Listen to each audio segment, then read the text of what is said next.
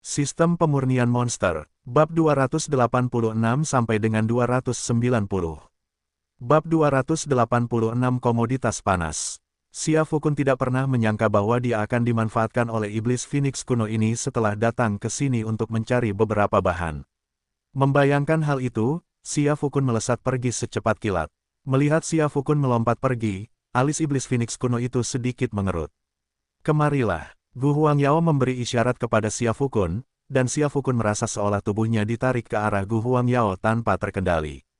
Pada saat itu, tangan Gu Huangyao melingkari leher Xia Fukun. Dia berbicara lembut kepada Xia Fukun. Apakah kamu takut padaku? Saya. Sebelum Xia Fukun sempat bereaksi, Gu Huangyao langsung menciumnya. Mendesis. Pada saat itu juga, Xia Fukun merasa pikirannya kosong. Meskipun iblis Phoenix kuno ini telah berkultivasi selama lebih dari 1000 tahun, dia tampak baru berusia awal 30-an, dan lebih dewasa serta memikat daripada wanita manapun yang pernah dilihat Xia Fukun. Bibir Gu Huangyao lembut dan manis. Seketika itu, Xia Fukun merasa seperti tersengat listrik. Sejujurnya, Xia Fukun awalnya ingin melawan.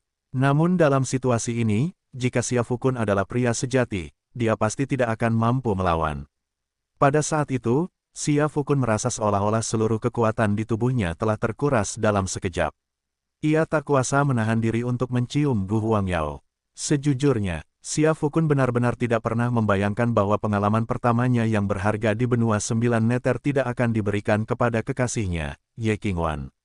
Pengalaman itu justru direbut oleh iblis Phoenix kuno ini. Sejujurnya, Xia Fukun mungkin tidak pernah membayangkan dia akan benar-benar bisa mencicipi rasa iblis Phoenix kuno ini. Yang lebih mengejutkannya adalah betapa memikatnya iblis Phoenix kuno ini, dengan kultivasinya selama ribuan tahun, saat ini. Erangan lembut dan genit itu membuat darah Xia Fukun mendidih.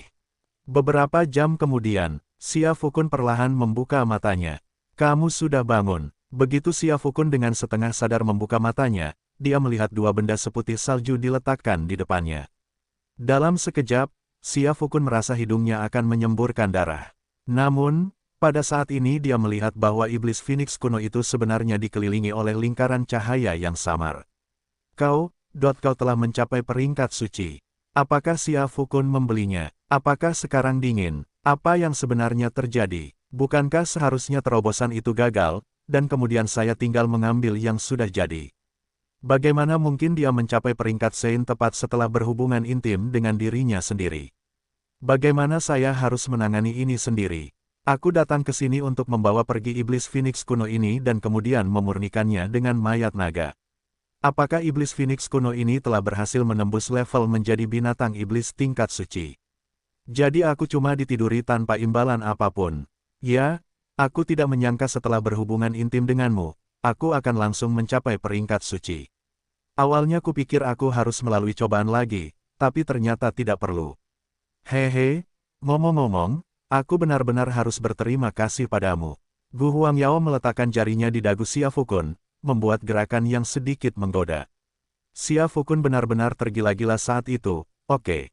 Jadi, dia melewati berbagai macam kesulitan untuk sampai ke tempat ini, yang sekarang berada di kedalaman bawah tanah yang tidak diketahui. Jadi, semuanya pada akhirnya menguntungkan iblis Phoenix kuno ini. Saudara Lian, apa yang terjadi?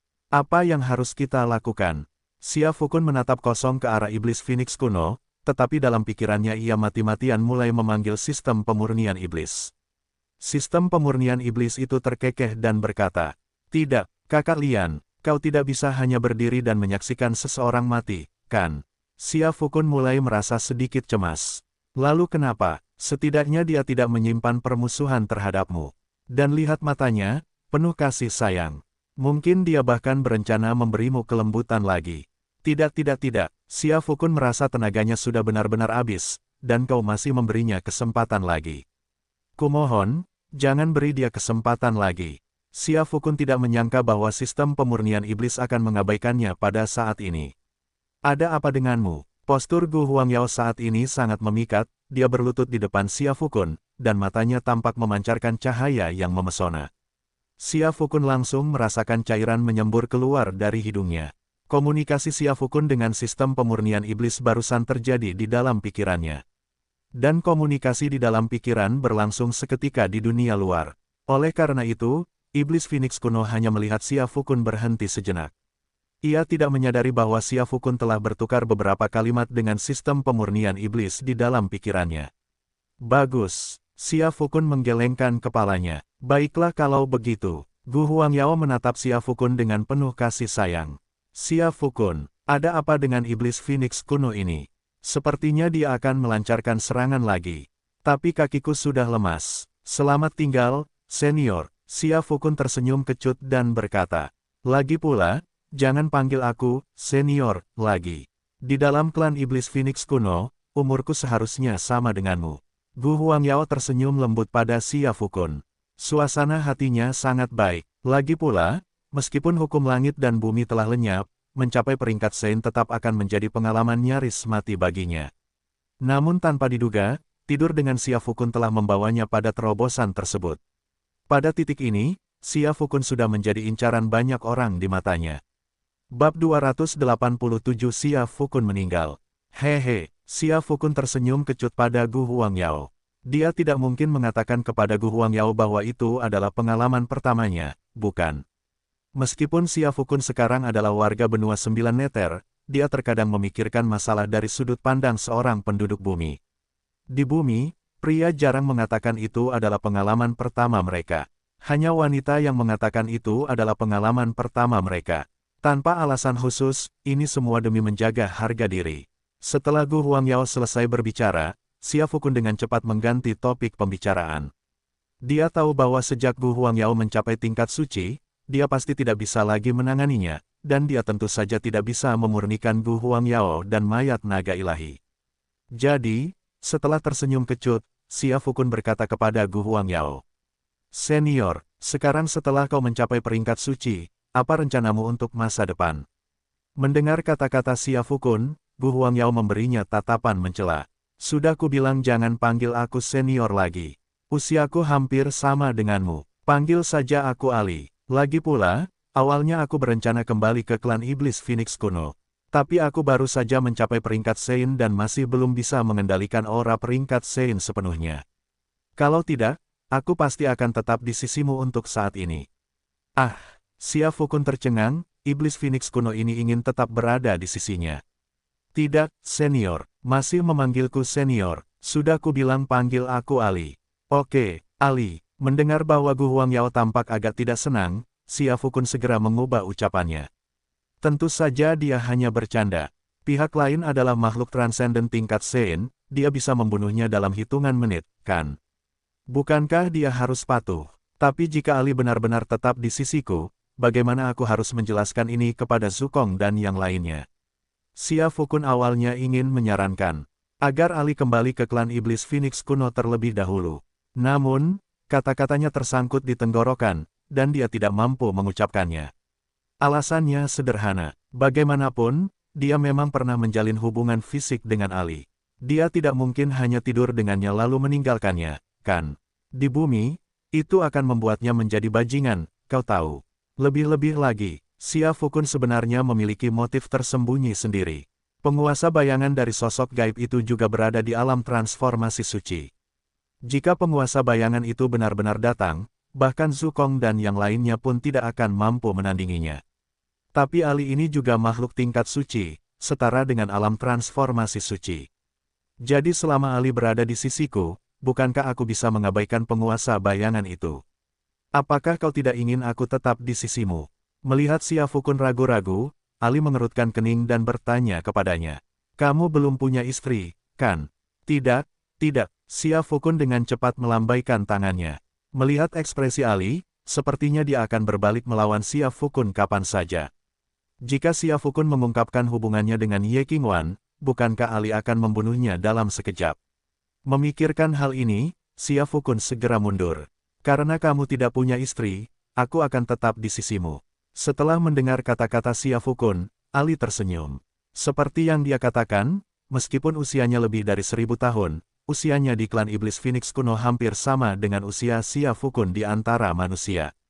Selain itu, mengingat Siafukun memiliki garis keturunan naga emas bercakar 5, Ali merasa dirinya lebih dari sekadar tandingan baginya. Adapun Xia Fukun, ia hanya sekadar tandingan yang seimbang baginya. Kalau begitu, sebaiknya kita pergi dari sini dulu. Ali berkata pada Xia Fukun. Setelah Xia Fukun mengatakan bahwa dia tidak memiliki istri, sikap Ali terhadapnya membaik secara signifikan. Xia Fukun benar-benar bingung. Tidak, dia sama sekali tidak mengerti apa yang begitu baik tentang dirinya. Mengapa Ali begitu bergantung padanya? Namun, Xia Fukun tersenyum kecut ketika Ali mengatakan itu. Kemudian dia mengeluarkan 2 set pakaian dari gelang spasialnya. Ayo kita pakai baju dulu. Xia Fukun masih memiliki cukup banyak pakaian wanita di gelang ruangnya. Namun, semuanya dibuat sesuai ukuran Ye Qingwan. Jadi, ketika Ali memakainya, gaun itu terlihat agak kecil. Terutama area di dada itu. Di bawah gelombang ombak Ali yang dahsyat, pakaian itu tak bergerak sedikit pun. Xia Fukun, apakah kau tidak akan datang dan membantuku? Ali memutar bola matanya ke arah Xia Fukun. Xia Fukun sebelumnya telah memberitahukan namanya kepada pihak lain. Hanya, melihat 2 puncak gunung mencuat dari pakaiannya, Xia Fukun benar-benar bingung. Bukankah ini sama saja dengan mengajak diri sendiri untuk melakukan kejahatan? Terspeechless, Xia Fukun tahu bahwa mungkin sudah fajar di luar Akademi Odin. Jika mereka tidak segera pergi, Zukong dan yang lainnya pasti akan mulai mencurigai sesuatu. Memikirkan hal itu, Xia Fukun tidak punya pilihan selain memaksakan diri untuk bangun dari tanah, lalu terlatih-tatih menghampiri Ali dan membantunya mengenakan pakaian. Di dalam Akademi Odin, seperti yang Xia Fukun duga, fajar pun menyingsing. Di dalam kamar Zukong, wajah Hou Feiyu menunjukkan sedikit kecemasan.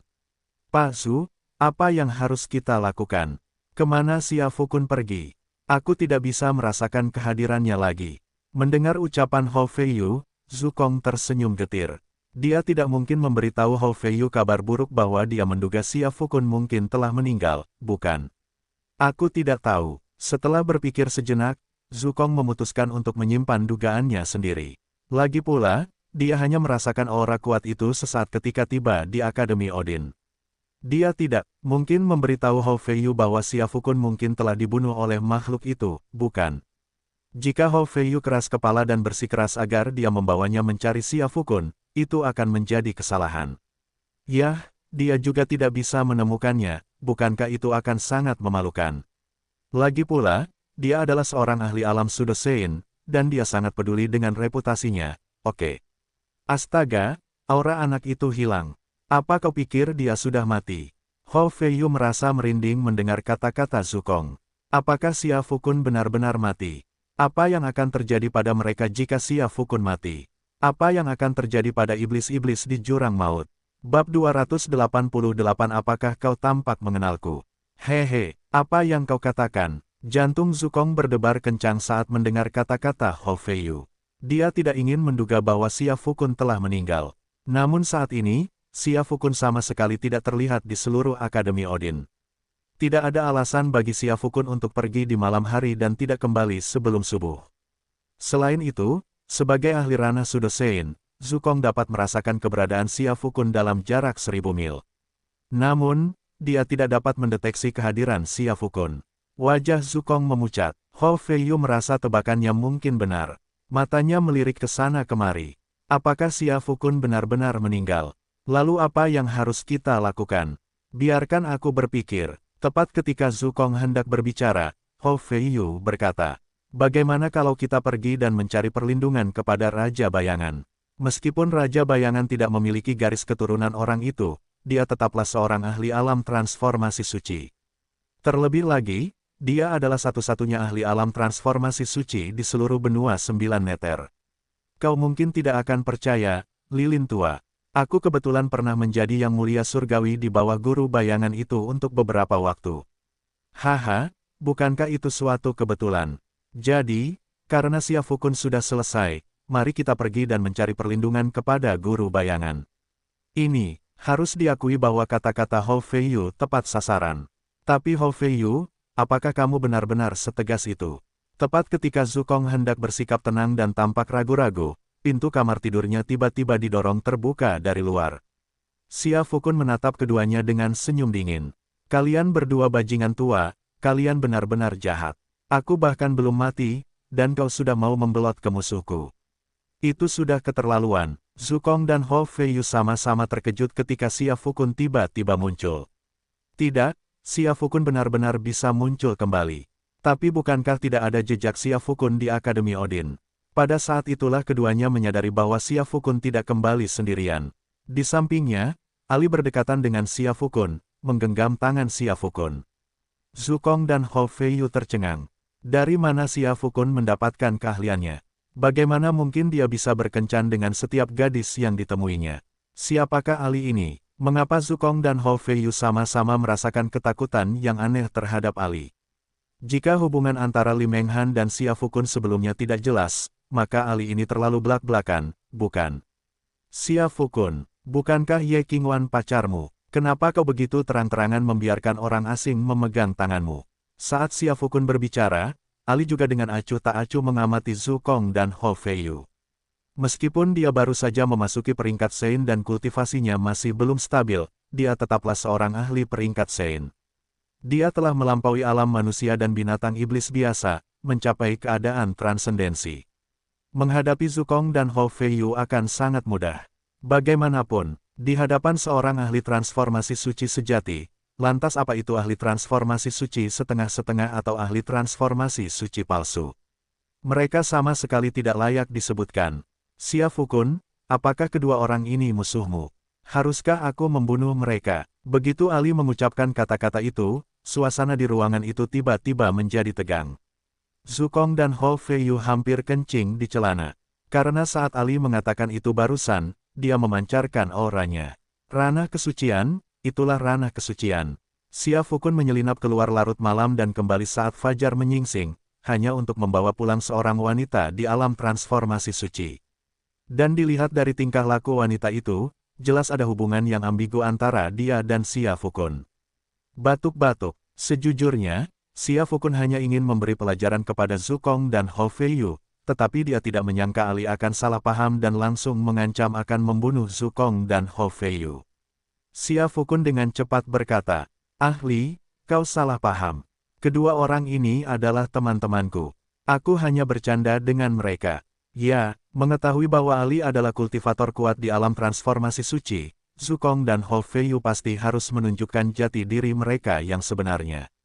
Keduanya berjalan mendekat dengan senyum lebar di wajah mereka. "Hei, lihat apa yang terjadi akibat kesalahpahaman ini. Xia Fukun dan aku adalah sahabat karib. Ya, kami hanya suka bercanda kadang-kadang. Jangan diambil hati." Mendengar perkataan Zukong dan Hou Feiyu, Ali memandang Xia Fukun dengan sedikit curiga. Apakah mereka sahabat karib? Kalian berdua lebih dari 1000 tahun lebih tua dari Xia Fukun, kan? Bagaimana mungkin kalian berdua bisa menjadi sahabat karib? Kurasa begitu. Xia Fukun tersenyum kecut. Meskipun percakapan antara Zukong dan Hou Feiyu agak canggung, dia tidak mungkin membiarkan Ali membunuh mereka berdua, kan? Kalau begitu, lupakan saja. Jangan sampai terjadi lagi. Ali melirik Zukong dan Hou Feiyu dengan acuh tak acuh. Di depan orang lain, Ali adalah wanita dengan kepribadian yang sangat dingin. Hanya Xia Fukun yang tahu, betapa tidak terkendalinya Ali saat berduaan. Tepat sebelum mereka keluar dari bawah tanah, Ali bahkan menggunakan mulutnya. Batuk-batuk. Xia Fukun tidak bisa berkata lebih banyak. Dia melirik Zukong dan Hou Feiyu, dan hendak berbicara ketika dia mendengar ledakan tawa liar menggema di seluruh Akademi Odin. Apa yang sedang terjadi? Zukong dan Hou Feiyu saling bertukar pandang. Meskipun setiap seniman bela diri di alam keberanian dapat menghasilkan suara seperti itu, tempat seperti apa Akademi Odin itu? Itu adalah tempat di mana membuat kebisingan dilarang keras. Saat itu baru saja fajar menyingsing, dan banyak petinggi di Akademi Odin masih beristirahat. Bukankah ini hanya omong kosong? Mungkinkah salah satu murid Akademi Anda terlalu berpendidikan dan berubah menjadi idiot? Setelah mendengar kata-kata Hou Feiyu, Zukong memelototi Hou Feiyu. Kaulah yang jadi idiot. Ali mengabaikan Zukong dan Hou Feiyu karena dia melihat sedikit kebingungan terlintas di wajah Xia Fukun. Ada apa? Apakah Anda mengenal pemilik suara ini? Ketika Xia Fukun mendengar Ali mengajukan pertanyaan itu kepadanya, dia tidak ingin mengakuinya, tetapi dia tidak punya pilihan. Dia mengenali suara itu suara Chang Yuxuan. Semua orang di Akademi Odin tahu bahwa Chang Yuxuan adalah bawahan Xia Fukun. Bagaimana mungkin dia tidak mengenalnya? Pemilik suara ini, mungkin salah satu bawahan saya. Xia Fukun merasa malu, dan suaranya terdengar lemah. Chang Yuxuan sungguh memalukan. Bab 289 Setiap orang memiliki bakat. Setelah mendengar kata-kata Xia Fukun, ketiga orang di ruangan itu memiliki garis hitam yang muncul di dahi mereka. Di mata Zukong dan Hou Feiyu, Xia Fukun sudah cukup sembrono. Mereka tidak tahu, anak buah Xia Fukun bahkan lebih luar biasa lagi. Sementara itu, Ali diam-diam mengamati Xia Fukun. Ia mulai khawatir dengan penilaiannya sendiri, bagaimana mungkin ia jatuh cinta pada Xia Fukun. Apa yang ada pada dirinya sehingga ia tertarik?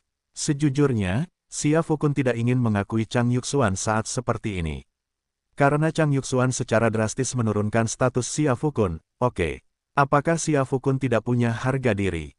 Ayo kita keluar dan lihat apa yang sedang terjadi. Xia Fukun tertawa canggung dan berjalan keluar ruangan.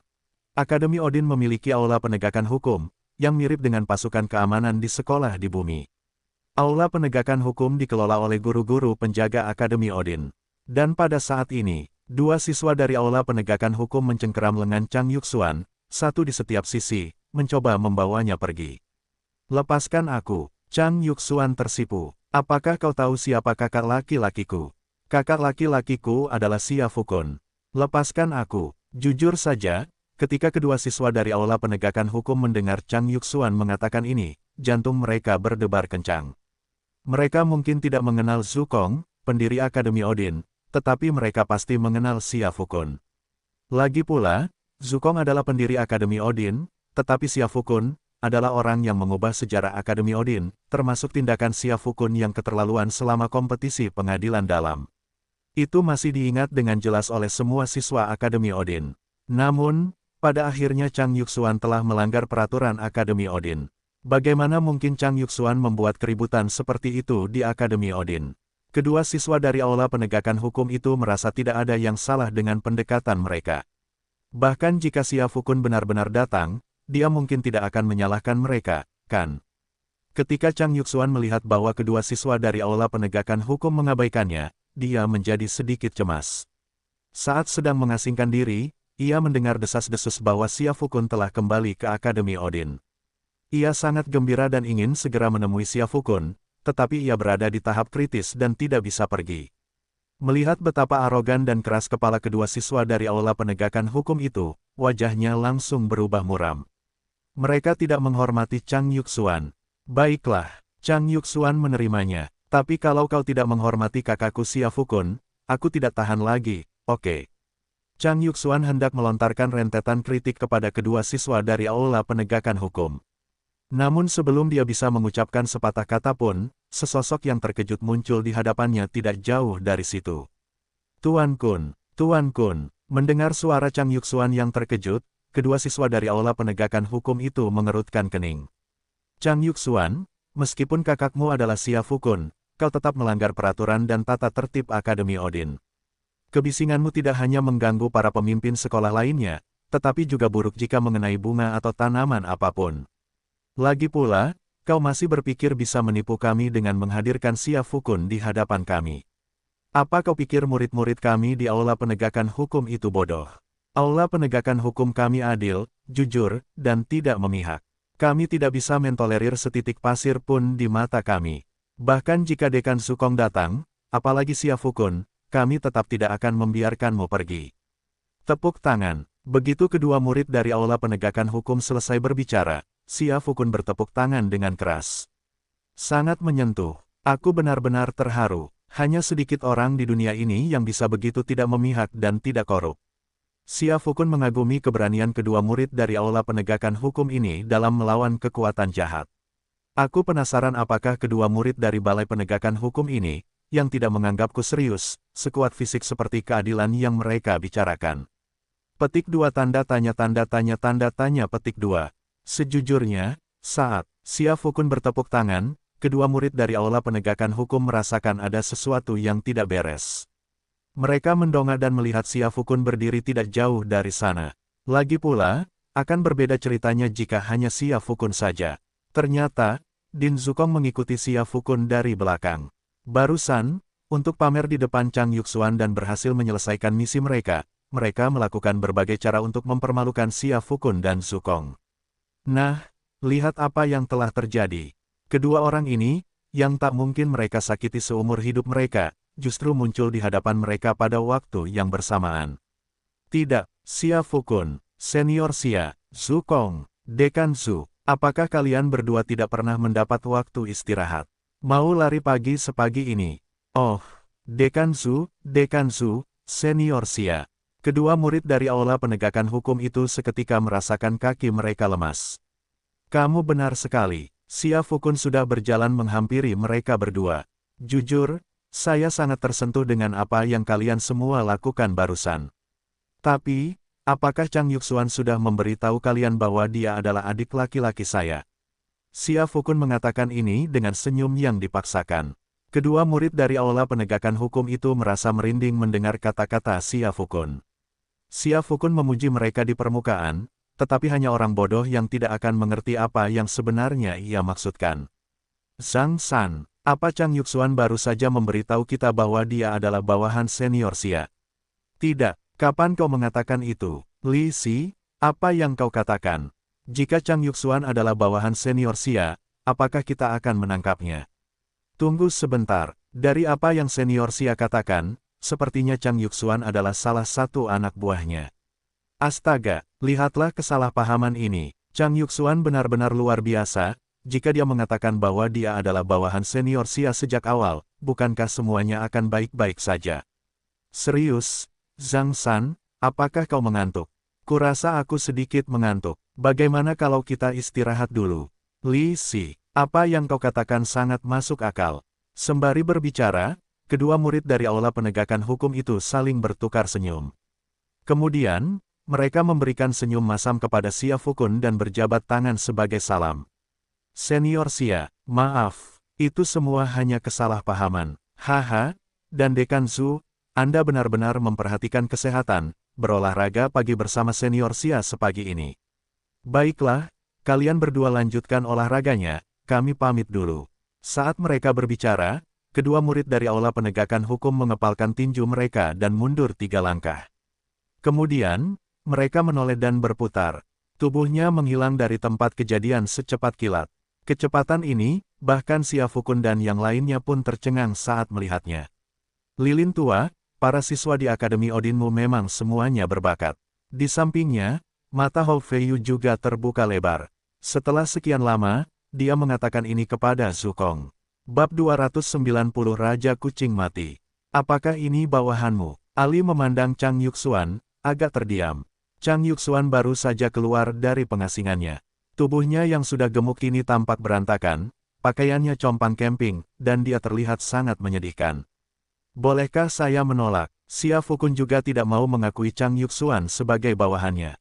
Tapi tidak ada yang bisa saya lakukan. Sejak Chang Yuxuan memanggil tahu busuk untuknya, dia menjadi sangat teguh. Dia telah melindungi pria ini dan akan menjaganya. Selain itu, persediaan tahu busuk Xia Fukun di gelang spasialnya hampir habis, jadi dia berencana meminta Chang Yuxuan untuk memanggil lebih banyak lagi untuknya. Cuma bercanda, kamu tidak bisa membawa terlalu banyak tahu busuk sekaligus. Bagaimana kalau kadaluarsa? Lebih-lebih lagi, jika Anda menemukan sendiri seorang kaki tangan, maka Anda harus mengakui keberadaannya meskipun Anda harus berlutut. Tuan Kun, apakah ini ipar perempuan Anda yang baru? Chang Yuxuan berjalan menghampiri Xia Fukun, sama sekali mengabaikan Zukong dan Hou Feiyu. Dia tidak mengenal kedua orang tua itu. Dia melihat mereka menatapnya dengan jijik sebelumnya, dan dia tahu kedua orang tua itu pasti jahat. Sebaliknya, Ali berdiri di samping Xia Fukun dan memegang lengan Xia Fukun sepanjang waktu. Siapapun yang memiliki mata dapat melihat hubungan antara Ali dan Xia Fukun. Chang Yuxuan sedikit bingung. Bukankah Xia Fukun dan Ye Qingwan adalah pasangan? Kapan dia berganti pasangan? Apakah Xia Fukun dan Ye Qingwan putus? Setelah mendengar perkataan Chang Yuxuan, Xia Fukun melirik Ali dan melihat senyum di wajah Ali membeku. Xia Fukun tahu ada sesuatu yang tidak beres. Astaga, Chang Yuxuan, apa kau tidak tahu apa yang boleh dan tidak boleh kau katakan? Pada saat itu, Xia Fukun dengan marah menegur Chang Yuxuan. Kakak ipar baru yang mana? Dia satu-satunya kakak ipar. Apa kau pikir ada kakak ipar yang lama?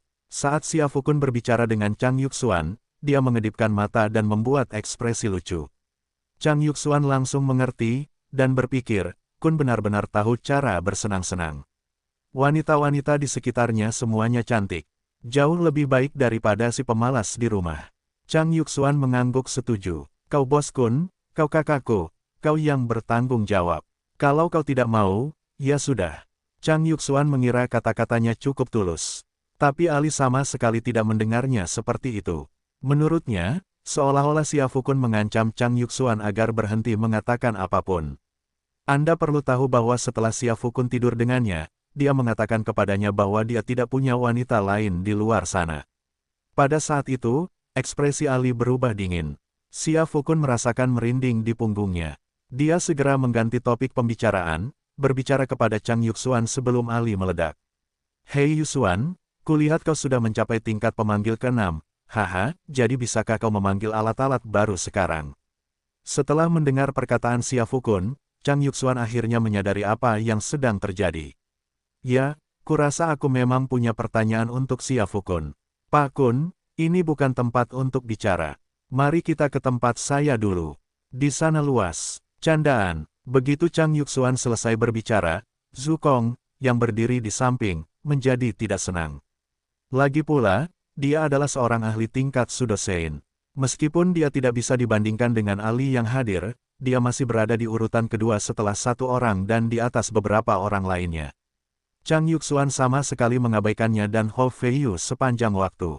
Bagaimana mungkin dia bisa mentolerir itu? Terutama karena dia adalah dekan Akademi Odin. Apa yang lucu? Guruku adalah sesepuh Akademi Odin, bagaimana mungkin tempatnya tidak luas? Chang Yuxuan mendengus. Dia merasa bahwa orang tua ini, Zhu Kong, agak tidak mengerti situasi.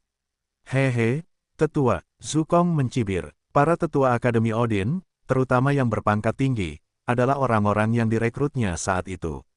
Ambil contoh Bai Huawen dan 4 tetua pavilion surgawi lainnya, mereka semua masih remaja ketika Zhu Kong masih ada. Dan sekarang Chang Yuxuan mengatakan kepadanya bahwa gurunya adalah seorang tetua. Apakah sesepuh itu benar-benar sekuat itu? Batuk-batuk. Pada saat itulah Xia Fukun terbatuk pelan, menyela ucapan Zhu Kong. Baiklah, mari kita pergi ke rumah Zhu Kong. Pasti lebih luas di sana. Zhu Kong. Ketika Chang Yuxuan mendengar Xia Fukun menyebut nama ini, rasanya familiar. Di mana dia pernah mendengarnya sebelumnya. Tapi jujur saja, di mata Chang Yuxuan, orang paling terkenal di Akademi Odin adalah Xia Fukun. Zhu Kong atau siapapun itu. Dia tidak ingin mengenalnya. Oke, 10 menit kemudian, Chang Yu menatap dengan mata terbelalak ke halaman di depannya yang bertuliskan, halaman dekan. Dia tercengang. Jadi, kakek tua yang baru saja kubicarakan itu sebenarnya adalah mantan kepala sekolah Akademi Odin, yang telah menghilang 1000 tahun yang lalu. Haha, lelucon ini benar-benar hebat. Baiklah, Yuxuan, sepertinya kau punya beberapa pertanyaan untukku. Kenapa tidak kau ceritakan dengan cepat? Apakah kau mengalami kesulitan saat melakukan pemanggilan? Xia Fukun menarik Chang Yuxuan ke dalam sebuah ruangan, mengabaikan Zhu Kong dan yang lainnya, dan bertanya langsung kepada Chang Yuxuan. Sejujurnya, hal-hal yang dipanggil Chang Yuxuan pada dasarnya adalah hal-hal yang telah disebutkan oleh Xia Fukun. Awalnya, Chang Yuxuan hanya bisa memanggil makanan. Namun, dengan bantuan Xia Fukun, ia secara bertahap belajar memanggil benda-benda seperti sabun, pasta gigi, dan sampo. Meskipun jangkauannya luas, ia kurang memiliki kemampuan menyerang. Oleh karena itu, meskipun Chang Yuxuan telah menembus level pemanggil tingkat ke-6, kekuatan tempurnya yang sebenarnya setidaknya berkurang setengahnya. Ia mungkin akan dianggap cukup kuat di tahap awal alam keberanian. Tuan Kun, karena Anda menyebutkannya, saya memang punya pertanyaan untuk Anda. Chang Yuxuan melirik Zhu Kong secara diam-diam. Dia menyadari bahwa Zhu Kong juga menatapnya dengan geli. Dia tahu bahwa Zhu Kong pasti ingin melihatnya mempermalukan diri sendiri. Untungnya, Chang Yuxuan juga dapat melihat situasi dengan jelas. Meskipun Zhu Kong adalah kepala sekolah, kakak laki-lakinya, Xia Fukun, tampaknya tidak takut padanya. Selama Xia Fukun tidak takut pada Zhu Kong, maka sebagai bawahan nomor 1 Xia Fukun, dia juga tidak punya alasan untuk takut pada Zhu Kong. Lagi pula, bahkan jika langit runtuh, masih ada orang-orang tinggi yang bisa menahannya, kan? Memikirkan hal ini, Chang Yuxuan memberikan senyum masam kepada Xia Fukun. Tuan Kun, Raja Kucing Mati. Apa? Xia Fukun terkejut. Kucing mati yang mana, King? Kau bercerita padaku tentang makanan bernama Raja Kucing Mati. Aku terus memikirkannya saat aku berusaha mencapai tingkat pemanggil ke-6. Akhirnya, aku berhasil memanggil Raja Kucing Mati. Tapi kurasa rasanya sangat mentah dan sama sekali tidak enak. Aku jadi bertanya-tanya apakah aku memanggil makhluk yang salah. Saat Chang Yuxuan berbicara, dia mengulurkan tangannya. Terdengar suara dentuman yang keras. Sebuah objek berwarna kuning dan putih muncul di antara kedua jari Chang Yuxuan. Xia Fukun,